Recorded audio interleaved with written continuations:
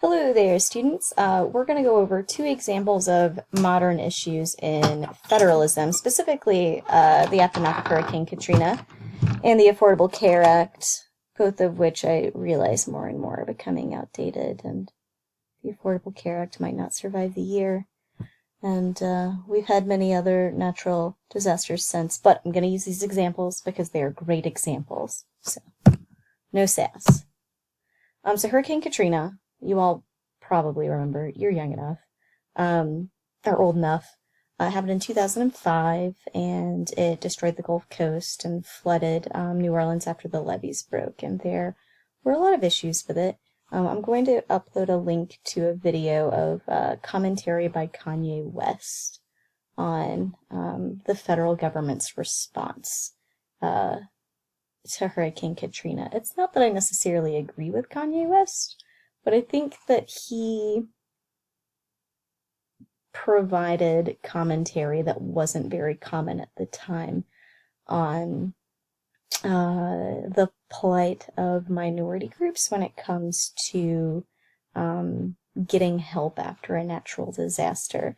One of the impacts of a natural disaster like Hurricane Katrina inevitably is people that have higher socioeconomic statuses, meaning they have more money, are able to get out quickly because they have more access to hotels, they have places to go, they have ways to get out of the city, and wealthier areas tend to be evacuated before poor areas just because there's more flexibility in the schedules of people in higher socioeconomic status areas.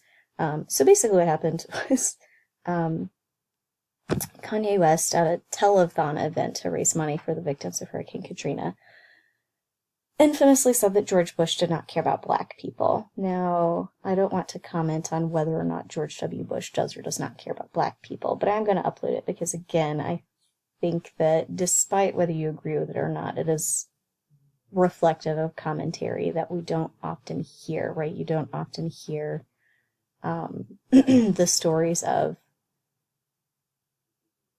I don't know, marginalized groups from events like this. So there's a lot more that goes into it, though, and we're just going to hit on the main points. So Article 4 of the Constitution states that the national government must protect against domestic violence and upheaval in the states. But because there are so many entities that respond to natural disasters. At the local level, you've obviously got police, and you've got the EMTs, and other groups like that. And then at the state level, you've got, state troopers, there's the National Guard. And then at the federal level, there's FEMA, Doctors Without Borders, and a few other entities as well. So each level of government under federalism has things that they do. But at the end of the day, the Constitution says that the overall care during a time of violence or upheaval, like a natural disaster, falls on the federal government. And the fact that the federal government did take several days to respond to Hurricane Katrina, and the efforts to respond to the people that were stuck in their homes or dying, it was delayed, and it wasn't up to par. FEMA, again, is the agency. It's an agency that was created under the Department of Homeland Security, and it stands for the Federal Emergency Management Agency. And its primary purpose is to coordinate response to disasters. The governor of each state in which the disaster occurs must declare a state of emergency and formally request from the president that FEMA and the federal government respond to the disaster. So, what does that have to do with federalism? Well, the response was largely viewed as a massive failure. There were miscommunications between the state and the federal government. The federal government argued that they never got a formal request from the state. The mayor of New Orleans was on the news trying to declare a state of emergency, but the argument was that wasn't the proper chain of command. They weren't going through the correct channels. And again, the argument was it was a natural disaster. The federal government was aware of it, and that it's ridiculous to have that chain of command. So do you think it's a fair assessment to blame Hurricane Katrina and the response solely on the federal government? Is that fair? If so, is FEMA to blame, or is it the state, or is it the local government? Because again, the mayor of New Orleans was on TV trying to declare a state of emergency for the city, not necessarily for the state, and he didn't have the authority to. It had come from the governor, and the governor was busy trying to coordinate, like, rescue efforts and cleanup efforts and that sort of thing. And so it was a mess. But who's to blame for this? And how much responsibility should state and local governments assume? And how much should the national governments assume? And what should their roles be? And should there be different levels of government that react to different areas? Should they react differently than they would in the response to the loss of homes or businesses during a financial crisis?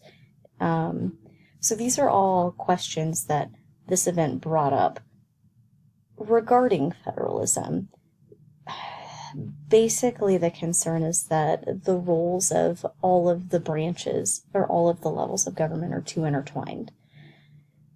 And that in order to respond to the needs of the people, they need to be more clearly delineated. So I don't know whose fault to tell you it is, but I think there's a lot of shared blame. And the federal government and the state governments have been working since Hurricane Katrina to really delineate what FEMA is and to put things in place so that if there is a natural disaster and it's clear that a state needs help, FEMA can just go ahead and start sending things in without waiting for a formal, permission or response or anything like that.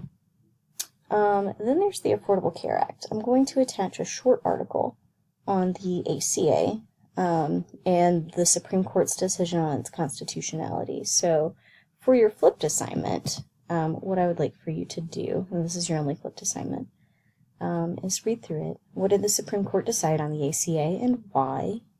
How is this a conflict in federalism? And how are states handling it now? That's all.